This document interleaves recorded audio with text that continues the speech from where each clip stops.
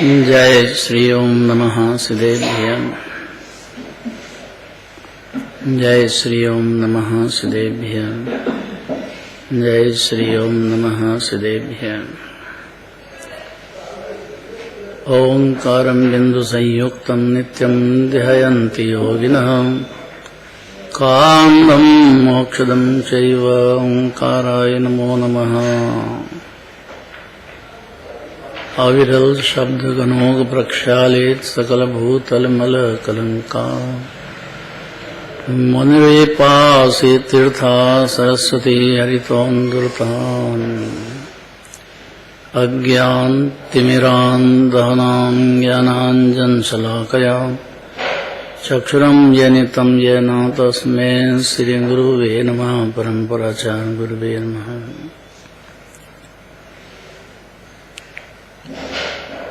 मंगलम भगवान वीरो मंगलम गौतमो गणी मंगलम कुंद कुंदाध्यो जयेन्द्रमोस्तु मंगलम।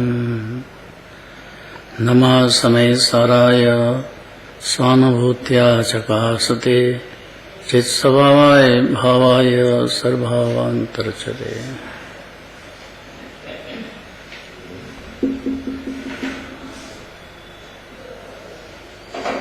अमृतचंद्र आचार्य का समय सारदी शास्त्र का मंगलाचरण।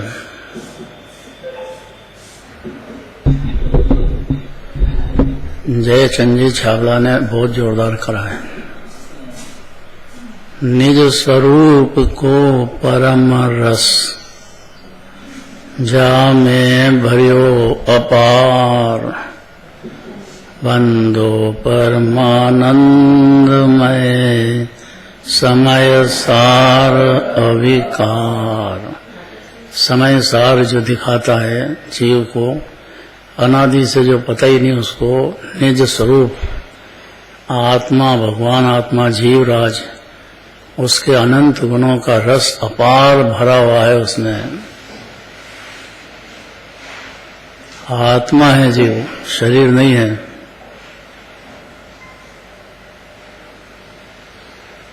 भरा हुआ है आत्मा में, हर आत्मा में, मेरी आत्मा में। हाँ ये बोलो ना, अपना अपने को लगा लेना अपना अपना। जब भगवान का उपदेश होगा तो सब जीवों के लिए बात है, और मेरी आत्मा सोचना ये तो जीव का बहुत जरूरी बात है। श्रोता को इतना समझ ही जाना चाहिए कि जो बात सारे जगत के जीवों से लिए कह रहे हैं तो वो अपने लिए लागू हो गई कि नहीं हो गई।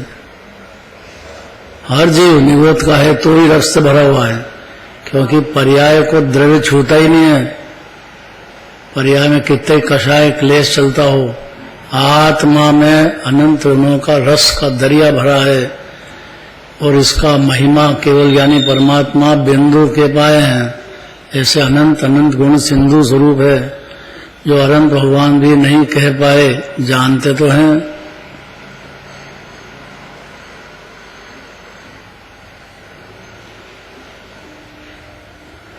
जिस स्वरूप को केवल ज्ञानी परमात्मा भी पूरा नहीं कह पाए, ऐसा अनंत गुणों का दरिया आत्मा सिद्ध समान ये जीव की अनुभूति में आ जाए, भाव भाषण में आ जाए, उसी क्षण जीव के सम्यक दर्शन सम्यक ज्ञान तो प्रकट हो जाता है, और पर्याय में मोक्ष मार्ग में गति शुरू हो गई उसकी। उसको एक बड़ा भारी काम अपने लिए मिल गया और वो करने लग गया। अपनी परिणति अपने दृढ़ स्वभाव आत्मा में लीन होती चली जाए बस। और जब तक पुरुषार्थ छोड़ेगा नहीं, जब तक पुण्य लीन हो नहीं जाएगा। वो सम्यक दर्शन होते से ये बात समझ जाएगा जी।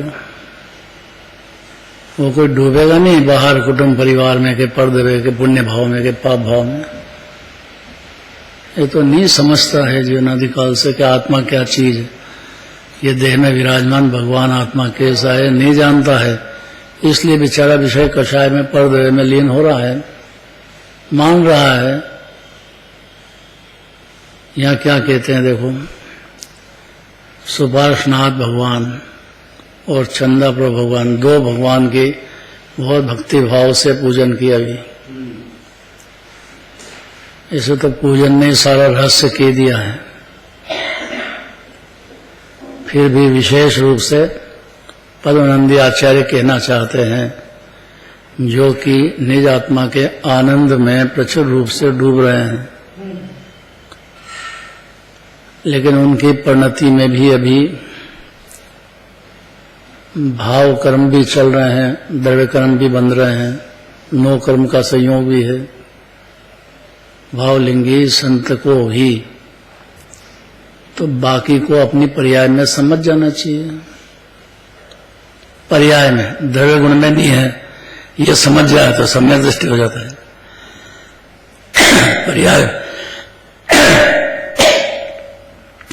पर्याय बुद्धि टूट जाती है। देखो गाथा पढ़ना है।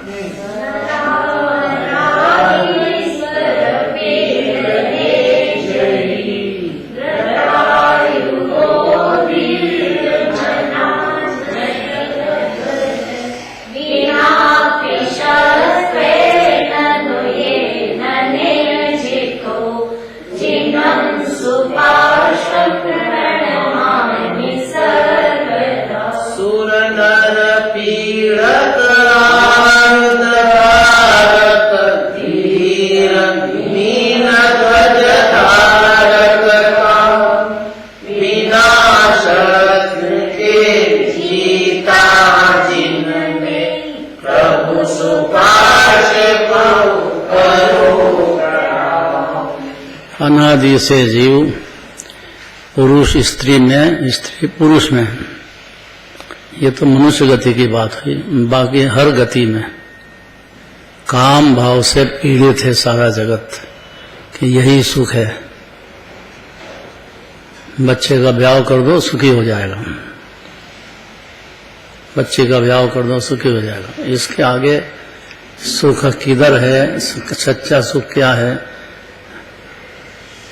ये नहीं जानता है। जो सारा जगत में अज्ञान अंधकार है, उसकी बुद्धि इतनी काम करती है बस। यहाँ ऐसा कहते हैं कामदेव, गजब बात है ये। नरेंद्र, देवेंद्र और फणींद्र को भी दुख देने वाला है।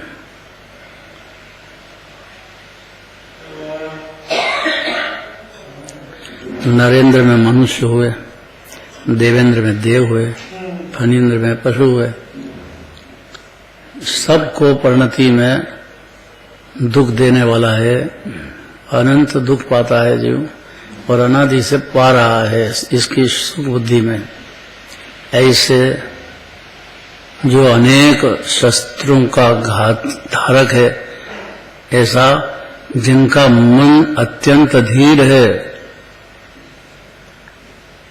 राजा महाराजा हो,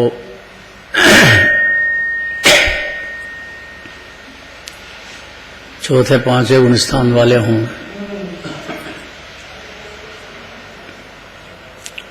और भावलिंगी संत हों, तो भी जिनकी मीन की ध्वजा ऐसे कामदेव को श्री सुभाष नाथ जिनेन्द्र ने बिना शस्त्र के पल भर में जीत लिया है।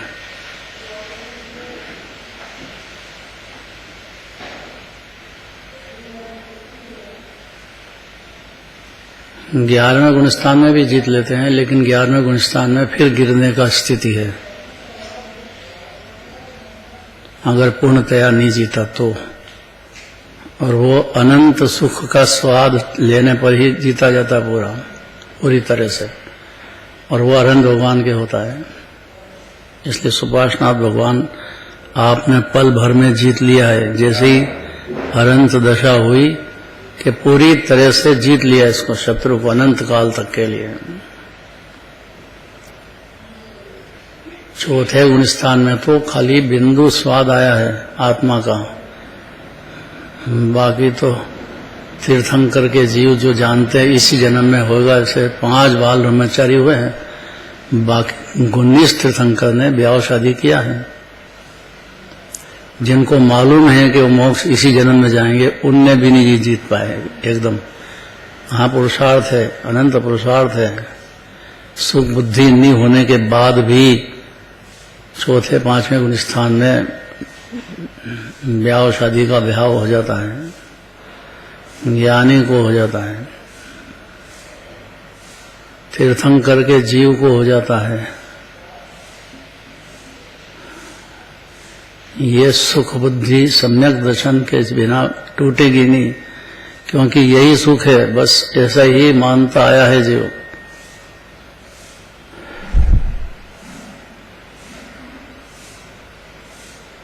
ऐसे कामदेव को श्री सुभाषनाथ जिनेन्द्र देव ने बिना शस्त्र के, देखो शत्रु है तो अनादि का ये। बाबूजी क्या शत्रु है? नहीं, मोह की बात नहीं कर रहे हैं, अभी जो बात चलती है वो ले। बस काम भाव, ब्याह शादी में सुख है, ऐसी मान्यता में तो मिथ्या दृष्टि रहता है जीव, लेकिन सुख नहीं है फिर भी काम भाव रहता है। वो साधक दशा में चौथे पांचवें गुण स्थान तक है बात। तो दिगंबर मुनि की जो परिणति है व्यक्त, उसमें जितनी शांति है उतने में तो कुछ है नहीं, उतना तो मुक्ति है। लेकिन जितना राग रह गया है उसमें भी ये भाव अभी जिंदा है, पूर्णतया मरा नहीं है। इसलिए वो प्रार्थना करते हैं कि हरंत भगवान को याद करते हैं कि जीतने वाले तो अनंत परमात्मा हैं, इसीलिए तीन लोक के नाथ हैं।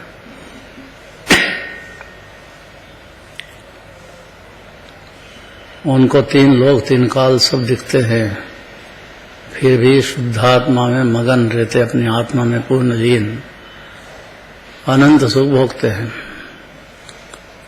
इसलिए मुनिराज याद करते हैं कि एक बिना शस्त्र के एक पल भर में जीत लिया। अतः उन श्री सुभाषनाथ भगवान को मैं सर्वदा, मैंने हर क्षण मस्तक झुकाकर नमस्कार करता हूं, एक क्षण भी नहीं झुकने को तैयार है। और ऐसे ही नहीं, मस्तक झुकाकर नमस्कार करता हूं, मैंने पूरी तरह से समर्पण है सुभाषनाथ भगवान का। ऐसा पद्मानंदी आचार्य कहते हैं। तीन लोक के जिस कामदेव ने, भावार्थ है, अपने काम रूपी बाणों से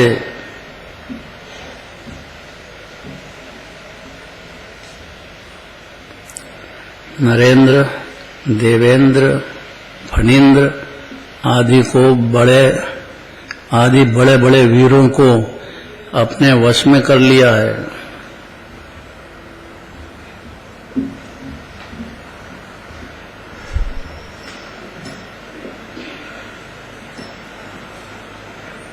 ऐसे कामदेव को श्री सुभाषनाथ जिनेन्द्र ने बिना शस्त्र के पल भर में ही जीत लिया है। और इसको शत्रु की ताकत बहुत है, ऐसा भावलिंगी संत मुनिराज जानते हैं। इसलिए 9 बाण रखते हैं अपने में, अकेले में स्त्री मात्र से बात करेंगे नहीं। अर्जी का भी है तो इतने हाथ दूर होकर के कोई शंका हो तत्व की तो बात करो, जिज्ञासु होना। जंगल में ही रहते हैं दिगंबर मुनिराज, ये भी गले उतर जाए जीव को तो ज्ञानी हो जाए।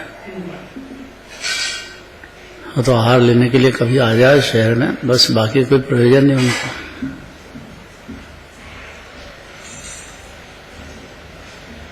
कि धर्मशाला में ठहर जाए, धर्मशाला में तो छल्लक जी ठहरते हैं, एलक जी ठहरते हैं, मुनिराज नहीं ठहरते हैं। ये चौमासा हो तब क्या करे, ये चौमासा हो तब शहर के बाहर या शहर में मंदिर के जो अलग अलग हो ऐसी जगह पे ठहरते हैं। और दिगंबर वन बसे, अत्यंत निर्भीक है,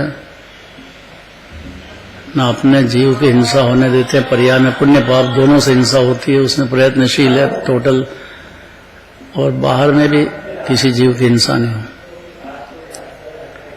लेकिन अनंत भगवान ने, सुपार्श्वनाथ भगवान ने कोई शस्त्र नहीं, ये शस्त्र हो तो शस्त्र तो रखो, ये नौबाल का कि नहीं, कोई जरूरत नहीं मुनिराज। अनंत भगवान को उतना ज्ञान इतना पवित्र हो गया है, पूर्ण हो गया है कि पल भर में ही जीत लिया है। अतः उन श्री सुपार्श्वनाथ भगवान को मैं सर्वदा मस्तक झुकाकर नमस्कार करता हूं। क्या आवाज नहीं आ रही बराबर?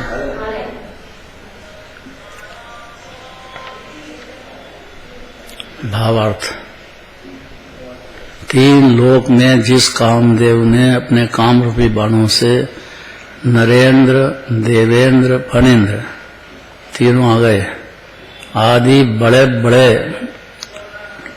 वीरों को अपने वश में कर लिया है, वो कामदेव सदैव धीर मन का धारी है। ऐसे भावलिंगी संत अपनी बात कहते हैं, इतनी धीरता है। कामदेव के धीर मन का धारी है? नहीं, मुनिराज हैं। कामदेव तो शत्रु है, धीर मन के धारी मुनिराज हैं।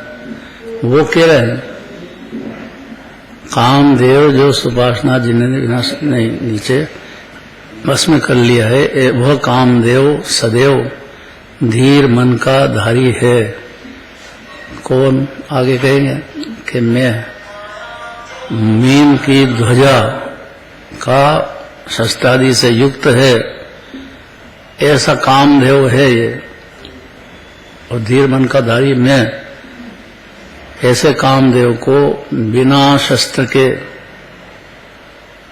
मुनिराज कह रहे नहीं, पूर्णतया जीता है अनंत भगवान ने। अभी परिणति में अनंत मुनिराज के भी 9 बार लगाते हैं, कोशिश करते हैं, बार बार अभ्यास करते हैं। स्त्री मात्र से बहुत दूर रहते हैं, इसीलिए जंगल में चले जाते हैं।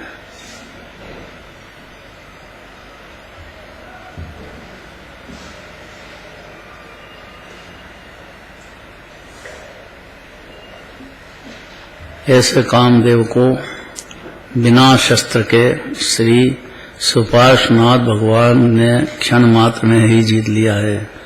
अतः उन श्री सुपार्श्व जिनेन्द्र को मैं सर्वदा मस्तक झुकाकर नमस्कार करता हूँ। ऐसा भावलिंगी आचार्य परमात्मा का कहना है। द्रव्यलिंगी मुनिराज को तो अभी सम्यक दर्शन भी नहीं है। भले ही कितने ही व्रत करे, तब करे, महाव्रत धारण करे, तेरा पंथ माने 5 महाव्रत, 5 समिति, 3 गुप्ती का पूरा आचरण करे बराबर, तो भी अभी श्रद्धा में ही नहीं जीत पाए कि इसमें कुछ सुख नहीं है। चारित्र तो बहुत दूर की बात है। हाँ, तो चारित्रवंत भावलिंगी संत कह रहे हैं कि मैं भी हमेशा इसीलिए सुपार्श्वनाथ भगवान की पूजा करता हूँ कि इसके ऊपर मेरी विजय प्राप्त हो जाए पूर्णतया।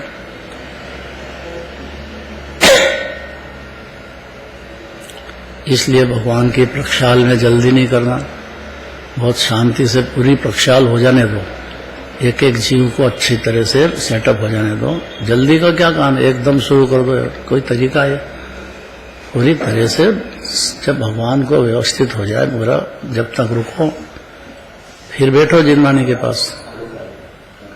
ये कोई छोटा काम थोड़ी चल रहा है भगवान की प्रक्षाल का, बहुत बड़ा काम है।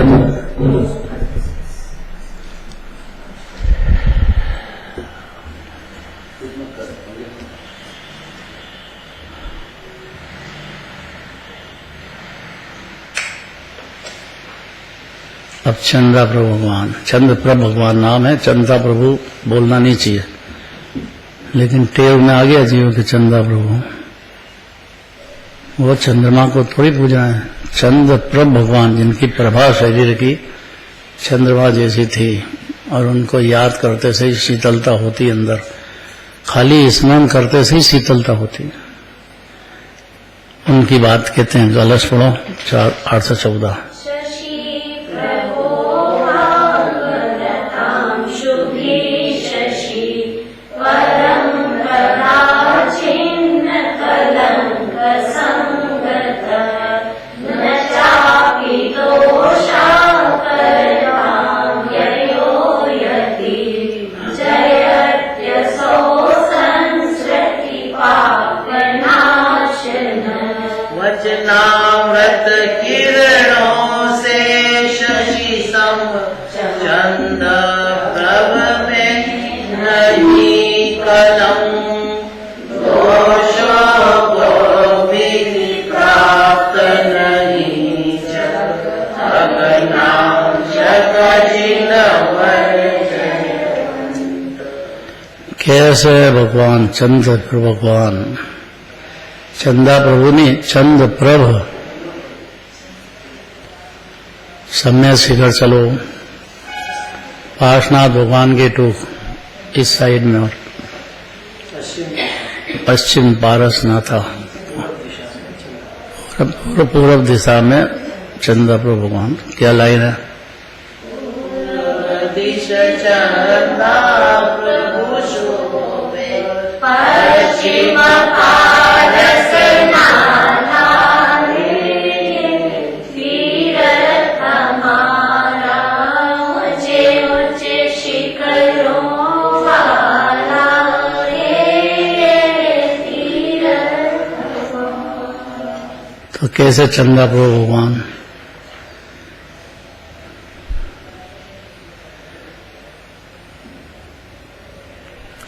गजब ये है कि पूरे पहाड़ से दिखते हैं चंदा प्रभु भगवान और पार्श्वनाथ भगवान, इतनी ऊंची टूक है।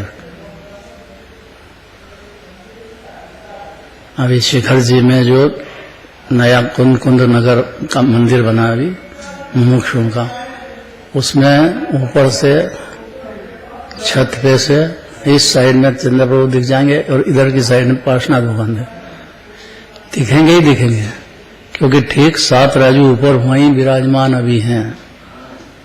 इतना भरोसा करना चाहिए। ऐसे ही नहीं है तीर्थ, अभी जो है सम्य शिखर बहुत बड़ी बात है भाई। खाली एक बार वंदन करे उसको नर पशु गति नहीं होगी, इतनी तो गारंटी है। और भाव सहित करे हो तो मोक्ष चला जाएगा। जो भाव से आगे भगवान हृदय में उनके गुणों को याद करते हुए पूरी तरह से शुद्ध आत्मा में लीन हो रहे हैं, अपनी शुद्ध आत्मा में। यही काम है जीव के लिए। आनंद का सागर तो जीव खुद है, उसको मान ही लेगा तो सम्यक दृष्टि होएगा और लीनता चालू होगी थोड़ी सी, फिर बढ़ती जाएगी। एक मात्र सुखी होने का इतना ही रास्ता है। तो चंद्र भगवान जो चंद्रमा के समान होने पर भी कर्म कलंक से रहित है। चंद्रमा में कर्म कलंक है, अर्थात चंद्रमा में दोष है।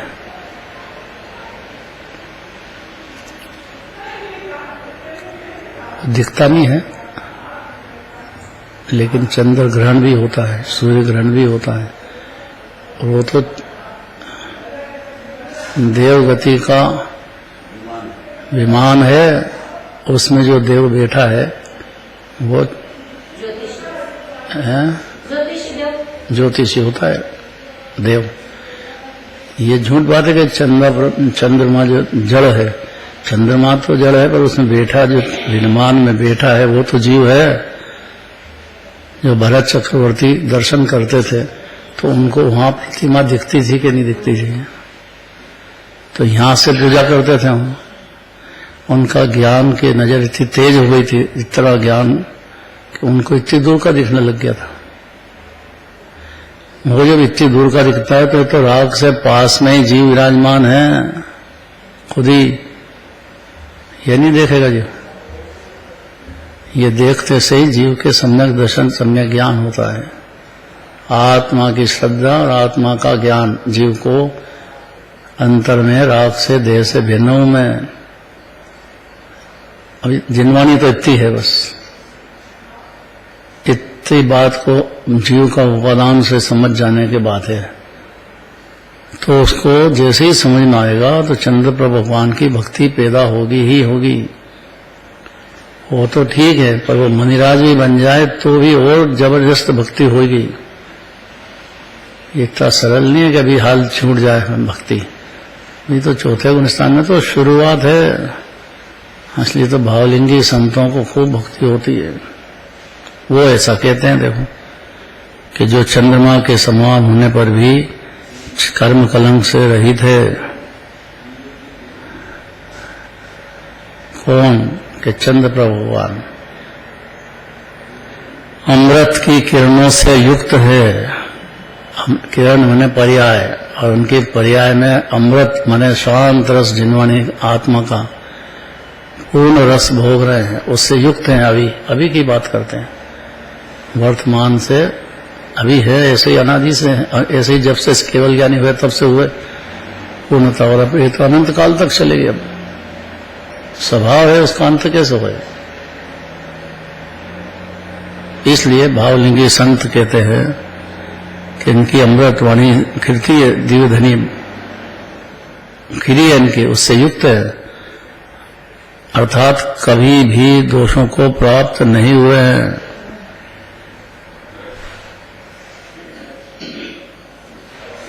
बारहवें गुण स्थान में दोष रहित हो गए थे। थोड़ा सा कंपन था, देह शरीर में कंपन था, इतनी थी बात। लेकिन 13वें गुण स्थान में तो बिल्कुल ही दोष रहित हो गए भगवान। 13वें गुण स्थान की बात है। कोई जो भगवान की प्रतिमा है वो भी 13वें गुण स्थान की है।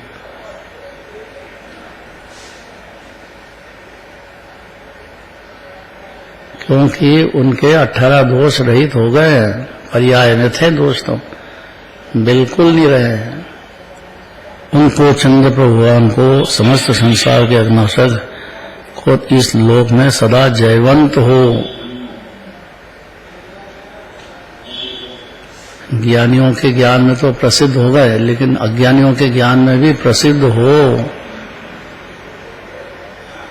तो उसको उसी क्षण सम्यक दर्शन होएगा।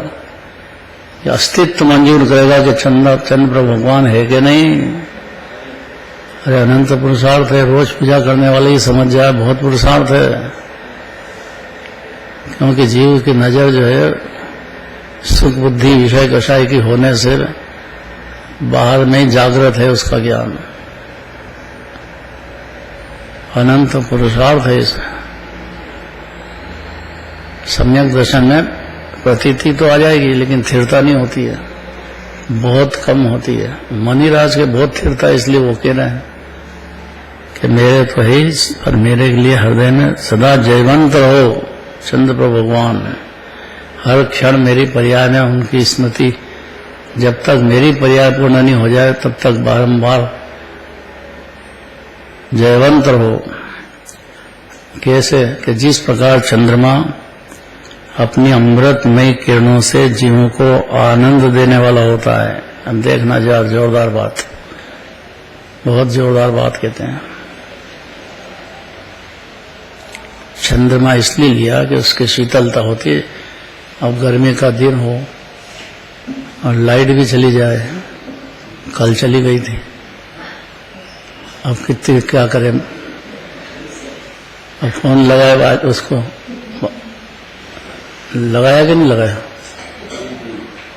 कि भैया जल्दी चालू कर, बिजली चालू कर। वो क्या करे, तो तूफान आया तो कितने पेड़ गिर गए, अब वो सुधरे, सब वापिस ठिकाने तार लगे। जब फिर उसका कनेक्शन चालू करे वो,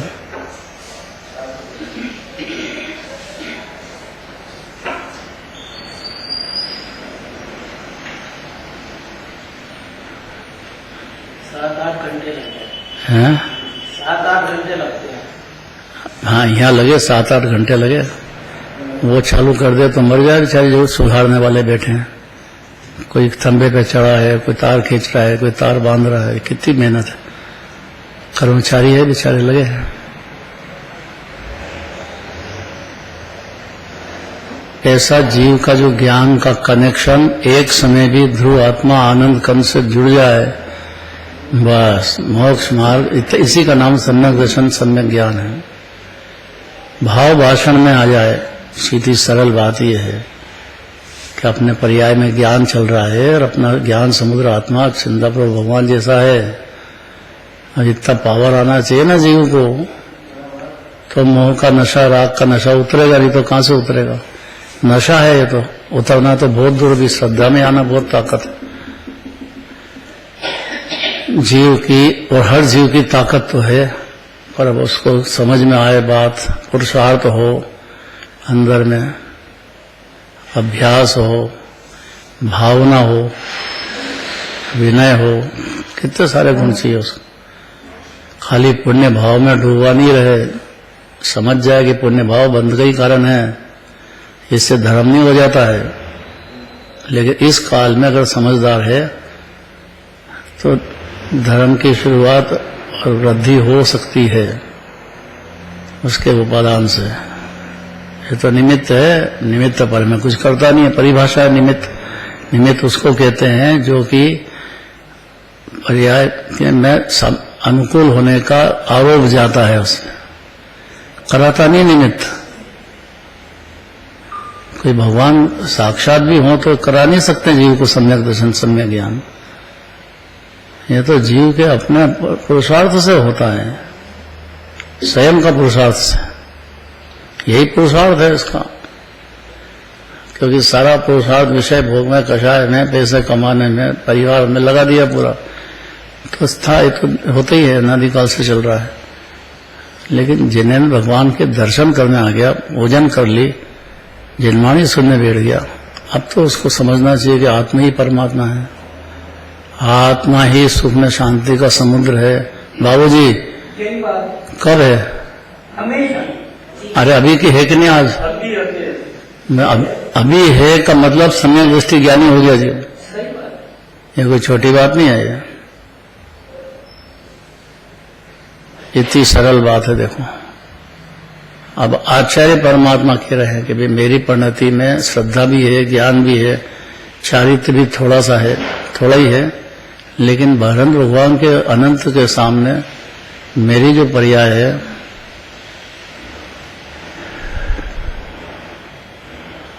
कई तरह के दोष चल रहे हैं। मुनिराज को भी 18 ही दोष चलते हैं भाई, 18 दोष रहित तो अनंत भगवान होते हैं। ये बात गले उतरना बहुत जरूरी है। भावलिंगी संत जानते हैं कि मेरी परिणति में 18 ही दोष चल रहे हैं, भले ही कम हैं लेकिन चल रहे हैं। इसलिए वो कह रहे हैं कि मेरे सब दोष दूर हो। कैसे हो? कि जिस प्रकार चंद्रमा अपने अमृतमयी किरणों से जीवों के आनंद देने वाला होता है, उसी प्रकार चंद्र प्रभ भगवान भी अपने वचनामृत की वर्षा से केवल ज्ञान में 3 लोक के जीवों को निहाल करके गए भगवान। व्यवहार भी बताया है, लेकिन धर्म तो निश्चय से होता है, अशुभ से बचाया है। एक वातावरण मिलता है जीव को, और जिनवाणी के पास आ गया तो उसको सुनने का भी मौका है कि देह राग से भिन्न है आत्मा, एक समय की पर्याय से भी भिन्न है। भले मोक्ष की पर्याय हो, वो तो एक समय की है। जीव तो समुद्र है, अनादि अनंत, अनादि से वो नहीं जानता तब भी है, जाने तब भी है। ऐसा निज आत्मा की महिमा चढ़ने पर अंतर्मुख प्रवृत्ति जाती है जीव की। अंतर्मुख होने राग से और देह से भिन्न आत्मा आनंद का सागर है। जिन वचन में, जिनवाणी में सुना जीव ने, तो उसकी परिणति फिर अंतर्मुख जानने की मेहनत करने लग जाती है। अगर ध्यान पूर्वक सुनेगा, समझेगा, तो अंतर्मुख होने के बाहर जगत से छोड़ के जंगल में जाओ, ऐसा नहीं कह रहे। यही देह में विराजमान है परमात्मा सिद्ध भगवान स्वयं जीव। अंतर्मुख प्रवृत्ति होने पर और इसकी बढ़ोतरी मनिराज होने पर भी 18 दोष अभी नष्ट नहीं होते हैं। मनिराज को भी फिर अगला जन्म है, देह छूटते से ही चौथा गुणस्थान हो जाएगा, सातवें का, छठे सातवें का। यह नियम है ऐसा, ये नियम समझना चाहिए। भावलिंगी संत हों तो भी देह छूटने के टाइम पे चौथा गुणस्थान रह जाता है, और अगर संभलना नहीं हुआ, समाधि मरण करके देह नहीं छूटा, तो फिर पहला गुणस्थान रह जाएगा। ऐसा नियम है कि सम्यक दृष्टि होने के बाद वो सारी जिंदगी इसीलिए मेहनत करता है कि समाधि मरण के टाइम पे देह छूटे तो समाधि मरण पूर्वक छूटे, निश्चय समाधि मरण पूर्वक। राग देश होते हुए भी भिन्न हूं मैं, और आत्मा के निर्विकल्प अनुभूति निर्विकल्पता से छूटे। उसके पहले अरण सिद्ध की याद आए, जिनवाणी सुनने की बात होए, वो सब होता है कमजोरी से। भावना उसकी ऐसी होती है। तो भावलिंगी संत की भी यही भावना है, इसलिए वो कहते हैं कि सदा जयवंत रहो। किंतु जिस प्रकार चंद्रमा कलंक रहित तथा दोष मुक्त युक्त है चंद्रमा तो, और उस प्रकार श्री भगवान कलंक रहित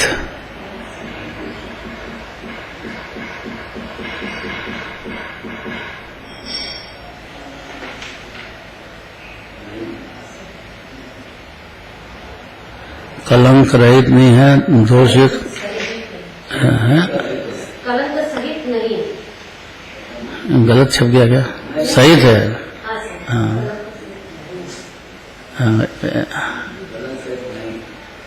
आंखें कमजोर हो गई ना, डॉक्टर साहब ने ऑपरेशन किया खूब, डॉक्टर साहब ने ठीक करी आंखें, अब वो फिर से गड़बड़ है।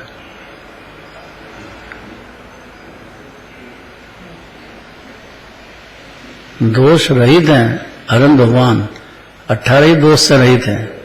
बाकी भावलिंगी संत है तो भी 18 दोष तो चल रहे हैं, पर्याय में थोड़े से चल रहे हैं, पर चल रहे हैं इतना तो समझना चाहिए ना। साधक दशा अलग बात है, पूर्ण दशा अलग बात है, शक्ति रूप से जीव सिद्ध समान है ये अलग बात है। सबकी मर्यादा के हिसाब से समझना चाहिए। पीछे आवाज आ रही है?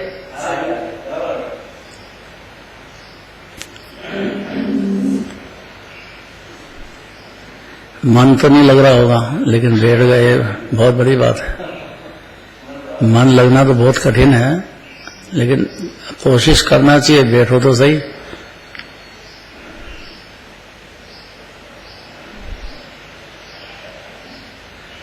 सरल बात है कि कठिन बाबूजी? लॉकडाउन चल रहा है दादा, कोई काम नहीं है, मन लगाना चाहिए। बस बात इतनी है तो सरल, मन लगना चाहिए जीव का। और जिनका मन लग गया, आचार्य परमात्मा जो जंगलवासी हैं, इतना मन लगने के बाद भी अपनी पर्याय में 18 ही दोष देखते हैं। इसलिए सावधान होना चाहिए अपनी परिणति में। दूसरे के दोष देखना तो बंद करो, अपनी पर्याय में बहुत दोष चल रहे हैं वही देखो और उसको निकालने की मेहनत करो। कोई दूसरा थोड़ी आएगा, और चलेगा तो कर्म तो बनेंगे, उदय आएगा, अकेला रहेगा संसार में, अकेले ही है जीव। जो जिनवाणी में सबसे जोरदार पूजा है, अकेला ही हूँ मैं, कर्म सब आए सिमटी के। आगे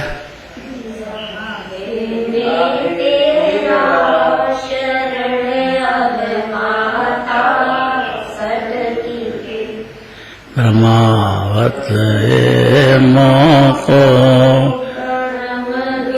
देता जन्म का, भक्ति तेरी हरो दुख माता। मरण का भी है और भ्रमण का भी है, ये दो दुख जीव को चल रहे हैं। क्योंकि देखते देखते देखते आयु पूरी हो जाती है। चरा अभी बच्चे थे, अभी जवान हुए, ब्याह शादी हुई, और इतनी उम्र हो गई, बुढ़ापा आ गया, अब लगने लग गया उसको कि देह छूटेगा।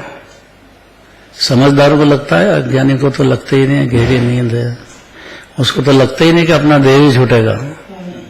इतना ही लगने लग जाए तो समझदार हो जाएगा जी, तो देह छूटेगा ज्ञानी हो जाएगा। इतना तन्मय है देह में अनादि से जीव, अनंत पुरुषार्थ है उसको, तो उसको मरण का भय लगेगा ही लगेगा। अगर समझेगा थोड़ा तो भय लगेगा कि भाई देह तो छूट जाएगा, तो अपन क्या करें, अपनी क्या करें। तो जिन वाणी में बुद्धि लगाएगा, समझदार होएगा तो समाधि मरण की भावना करेगा। क्योंकि सारे शास्त्र पढ़ने के बाद भी अंत मता सो गता, आखिरी टाइम पे जैसे परिणाम होंगे वैसी गति में चला जाएगा। इसलिए परिणाम सुधारने का ही उपदेश है जिनवाणी में कि अपने परिणाम सुधारो। जबरदस्ती राग देश में मत बहो, पर्याय में मत बहो। शुद्ध आत्मा बार बार याद करो, भगवान को याद करो, श्रद्धा लाओ, बहुत जिनवाणी कहती है। तो जिस प्रकार चंद्रमा अपनी अमृतमयी किरणों से जीवों को अनंत आनंद देने वाला है, उसी प्रकार चंद्र प्रभु भगवान भी अपने वचनामृत की वर्षा से, वचनामृत मैंने 6 द्रव्य स्वतंत्र है, 7 तत्व स्वतंत्र है, एक एक समय की पर्याय स्वतंत्र है, एक एक गुण स्वतंत्र है, ज्ञान दर्शन सुख वीर, तो एक गुण दूसरे गुण का कार्य नहीं करेगा, वो स्वतंत्रता से करता है। ऐसे अनंत अनंत गुणों का बगीचा है जीव, तो उसकी पर्याय में भी अनंत गुणों का स्वाद चखना तो सम्यक दर्शन पे शुरू होता है। पर श्रद्धा में लेने की मेहनत तो कर सकता है कि मेरा आत्मा मतलब मैं अनंत अनंत गुणों का लबालब भरा हुआ दरिया हूं। ऐसी बातें सुनने की आदत डालना चाहिए जीव, नाराज नहीं होना चाहिए। आत्मा की बात आए और नाराज है, आत्मा फात्मा क्यों करते, बंद करो आत्मा की बातें। ऐसे अनंत भाव के बीज बोधेगा जीव। जहां भी जिनवाणी चल रही हो, पाठशाला चल रही हो, तो अनुमोदन तो करे, अनुमोदन करना चाहिए जीव, और प्रयत्न भी करना चाहिए।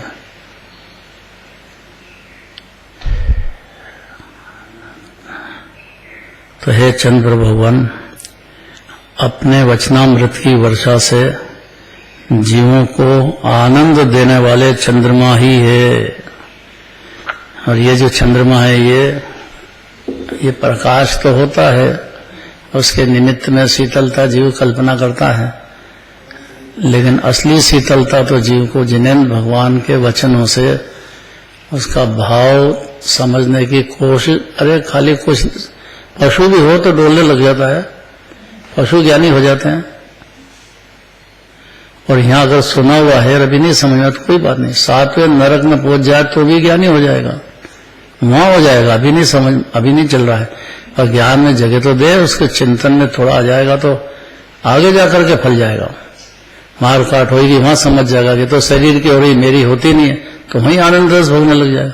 शरीर से ही तो भिन्न समझना है अपने को।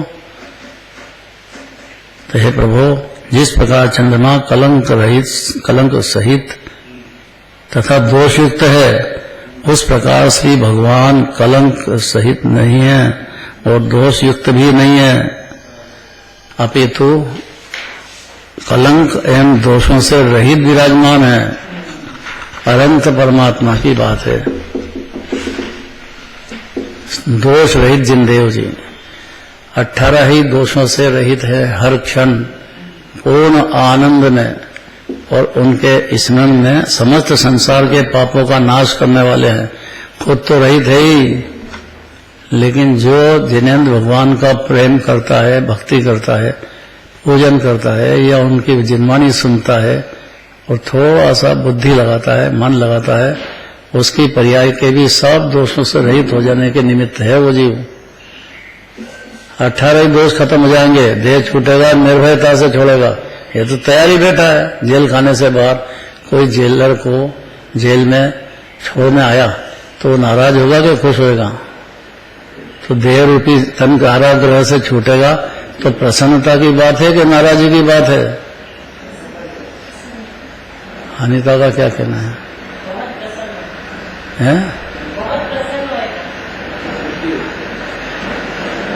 क्या? हाँ, ये तो यही बात है। इतना समझने वाला अज्ञानी नहीं रहता है, इतना ही समझ जाए, वो देह की नींद में से जग जाए, उसी क्षण से उसको शांति शुरू हो जाएगी और देह छूटेगा तो तैयार रहना चाहिए ना। छूटेगा या किसका रहा आज तक? अरे भगवान का ही नहीं रहता है तो बाकी का कहां से रहेगा? और देह में सिद्ध समान विराजमान है परिपूर्ण परमात्मा जी। ऐसा अपने को समझाना चाहिए जीव और दृढ़ता लाना चाहिए, नहीं तो कमजोर देह में ऐसा नहीं होगा। कोई जिनमानी सुनाने आ जाए तो उसको बुरा लगे, अरे कि आप कहाँ आ गए यार जी, मेरे पुत्र को बुलाओ, मेरी पुत्री को बुलाओ, मौत को बुलाना चाह रहा है जीव। संसार के पापों का नाश करने वाले हैं ऐसे अपूर्व चंद्रमा श्री चंद्र भगवान सदा इस लोक में जयवंत रहो, होते रहो, मेरी परिणति में जयवंत रहो।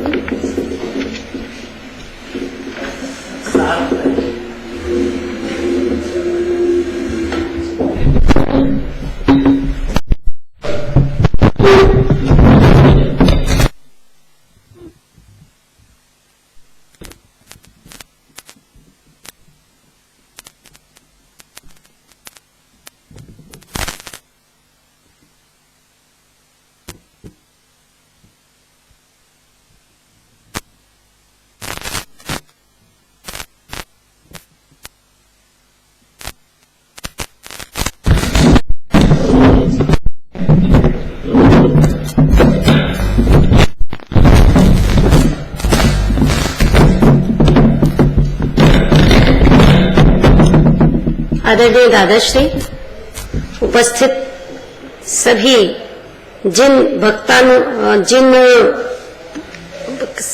के भक्त सागर में जीवराज हो,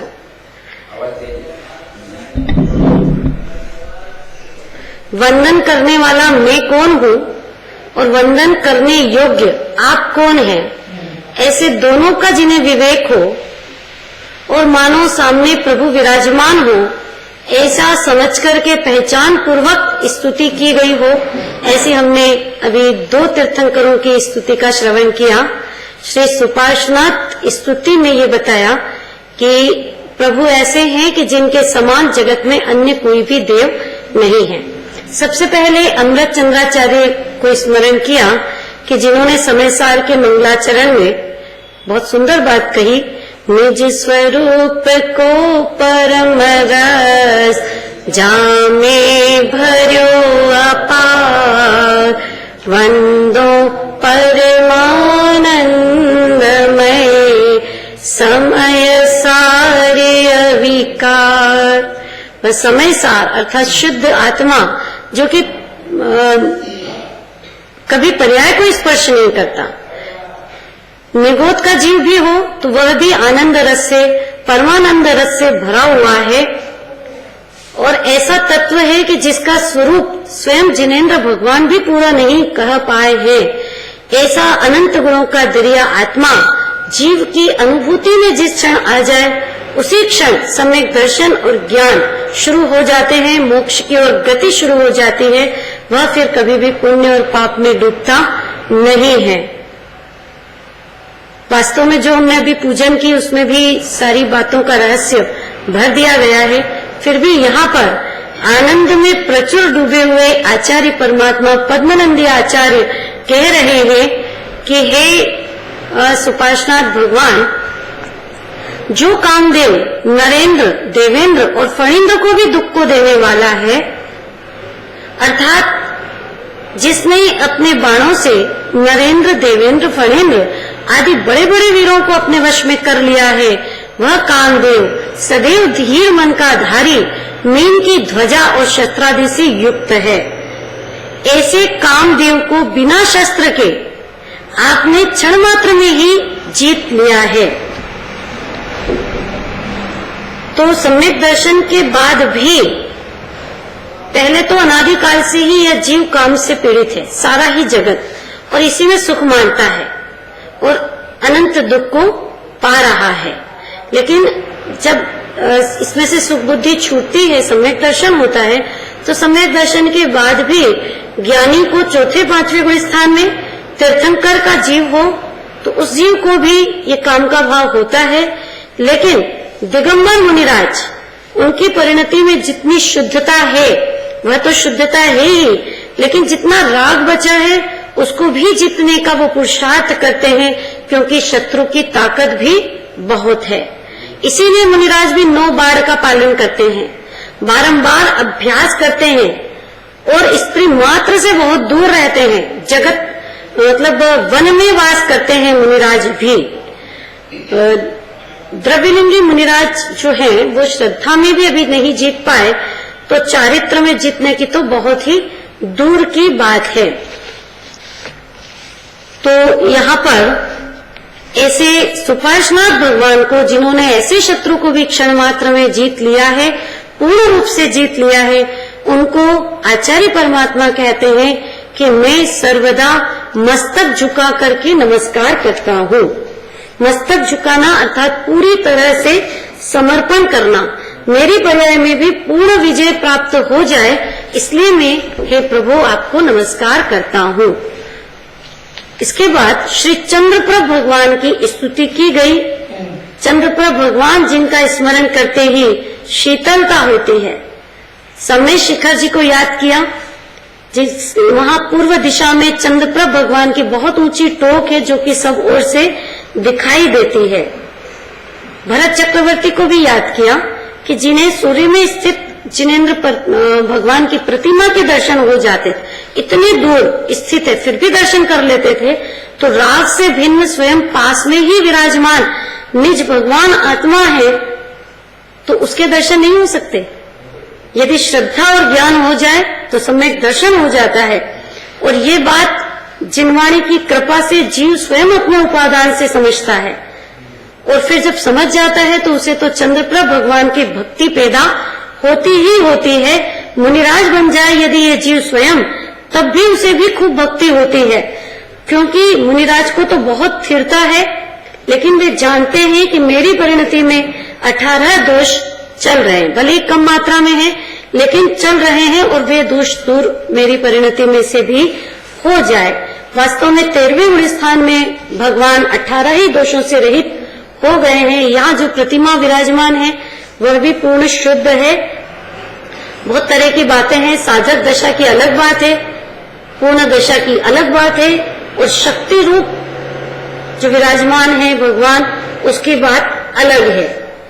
तो कहते हैं कि हे चंद्रप्रभ भगवान, जिस प्रकार चंद्रमा अपनी अमृतमयी किरणों से जीवों को आनंद देने वाला है, उसी प्रकार चंद्रप्रभ भगवान भी अपने वचनामृत की वर्षा से जीवों को आनंद देने वाले चंद्रमा ही हैं। चंद्रमा कलंक सहित तथा दोषयुक्त है, उसी प्रकार श्री भगवान कलंक सहित नहीं है, दोषयुक्त नहीं है, अपितु कलंक एवं दोषों से रहित समस्त संसार के पापों का नाश करने वाले हैं। वास्तव में देखिए, जयवंत भगवान है तो ज्ञानियों के ज्ञान में तो आप प्रसिद्ध हो गए हैं, लेकिन अज्ञानियों के ज्ञान में भी प्रसिद्ध हो, कम से कम अज्ञानी भी उनके अस्तित्व को मंजूर कर ले, इसमें बहुत पुरुषार्थ की बात है। बाहर में क्योंकि ये जीव बहुत जागृत है, क्यों जागृत है? क्योंकि बाहर में सुख बुद्धि है, तो वहां से दृष्टि हटा करके आत्मा को समझना बहुत पुरुषार्थ की बात है। इसलिए जब तक मेरी पर्याय में पूर्णता प्राप्ति न हो तब तक आप जयवंत रहें। वचनामृत की जो बात आई है, वचनामृत प्रभु के कैसे हैं कि जिसमें 6 द्रव्य, 7 तत्व, द्रव्य गुण पर्याय सभी स्वतंत्र है, ये बताया है। अनंत गुणों का बगीचा ये जीव है। पशु भी यदि ये बात समझता है तो ज्ञानी हो जाता है, और नरक में 7वें नरक में भी जीव हो और ध्यान से, विनय से, और जिसने जिनवाणी सुनी हो तो वो भी वहां पर ज्ञानी हो जाता है। एक समय भी ज्ञान का कनेक्शन यदि ध्रुव आत्मा से जुड़ जाए और ये समझ जाए कि भगवान चंद्रप्रभ के समान मैं भी विराजमान हूँ, तो ये मोह का नशा उतर जाता है। आप में से कोई एक बताइए, कितने विशेषण थोक के थोक बताइए कि आत्मा कैसा है, बताइए डॉक्टर साहब बताइए।